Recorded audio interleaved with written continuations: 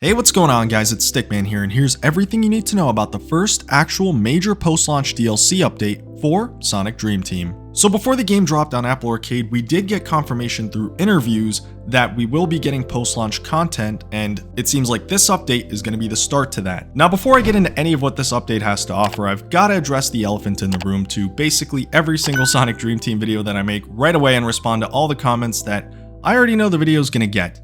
No, unfortunately, the game still didn't break free of the Apple Arcade exclusivity just yet. However, I made a video talking about when I think that could happen though, so go check that out if you haven't already.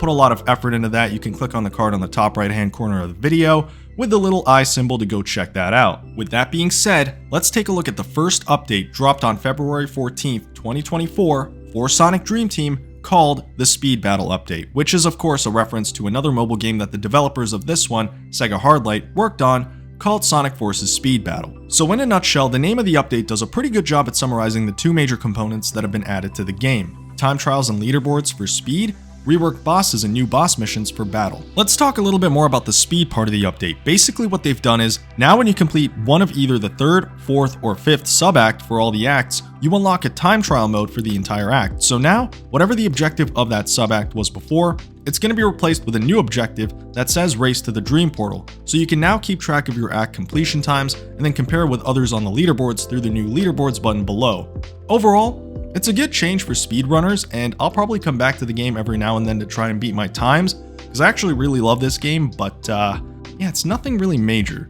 Now we've got to talk about the battle part of the update, which is the real star of the show. Like I mentioned earlier, 3 of the 4 boss fights got overhauled with new moves during their fights. The bosses that got improved are Dr. Crabulous, the Factory Foreman, and the Guardian Hunter. Not sure why the final boss didn't get any new moves, but I guess it was because it was already difficult enough. Dr. Crabulous has far more health, so the fight lasts much longer, and I had a lot of fun finding ways to hit the weak spots right away without waiting for an opening. The Factory Foreman's first phase is a little trickier now, requiring you to hit all 3 of the mini robots before you can hit one of them to take them out of the fight. The second phase is mostly the same, but now you've got more opportunities to attack the head. The Guardian Hunter significantly changed with the new bomb formations that you've got to dodge, and the whole new ending being much more involved. Prior to the update, all you had to do was hit a bunch of egg pawns until you got to his eye, and that was about it. But now, there's like a grid that you have to step on in a certain way to avoid the bombs coming at you in certain formations, and you can only attack when you see an egg pawn during one of those formations, so it is a much needed change. Great changes though. All of the changes that have been made to the bosses made them a lot more challenging, while still keeping in mind that this is a mobile game at the end of the day. We also got 8 new Dream Orbs to collect for the 8 new boss missions, 2 for each of the 4 bosses. They're pretty challenging too. The first new mission for each boss requires you to beat them in a certain time limit, while the second one requires you to beat it in a time limit with just 1 ring. So overall,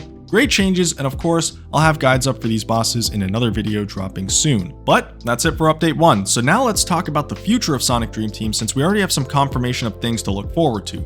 First, this update will be the first of 3 major updates releasing this year, just like how Sonic Frontiers got 3 major updates last year. So hopefully, they get a lot bigger as time goes on. Not sure if that means we can look forward to more updates after this year, but so far, I just expect 2 more updates. Also, in the What's New section of the game's storefront page, it says that ranks for each act will be added with the next major update, so that's actually kind of cool because it confirms that we're going to be getting a ranking system in update 2. So hopefully it's well balanced and not too easy or too difficult. But yeah guys, that's all for the video. Let me know what part of the update you're most interested in down in the comments below, and if you're going to get Apple Arcade to play it. Again, I'm really hopeful that this game does end up releasing on all major console platforms in the future. The interest is clearly there, so all we have to do is just hope that they hear us out. But yeah, peace out guys. Thank you for watching this video, and a huge shout out to Sonic Heroes 54 and Azora for supporting the channel directly. If you'd like to become a channel member, be sure to hit that join button, and I'll see you guys in the next one.